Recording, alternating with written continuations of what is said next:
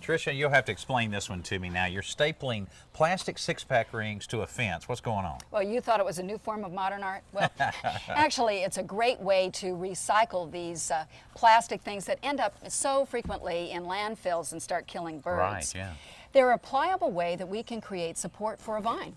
Okay, now I've seen just twist ties being used with a nail, maybe a small nail. Why is this any better than that? Well, the twist tie with the nail is only going to support so much of the vine, whereas in this method, we can put these wherever we want. As you can see, I put it over here and Right, here. kind of spread it out or kind of shape it any way you want. Shape it any way I want. And if the vine is a little bit more mature than this, I can also use a twist tie to help support it to this frame. Okay, but you have to admit, right now, this doesn't look that nice. Well, it doesn't look that nice, but there are two things you can do. As the plant begins to mature, chances are it's going to take over this whole fence. Kind of cover up the whole thing. Cover up the whole Okay. thing, and you can leave them there. And if you don't want to do that, if you're beginning to espalier the plant a bit, which means to leave some spaces, you can cut away some of these as you need to. Okay, well I can see where it would be somewhat pliable so that it can move as the plant. You don't want to restrict the plant itself, but it looks to me like someone's been drinking a lot of something.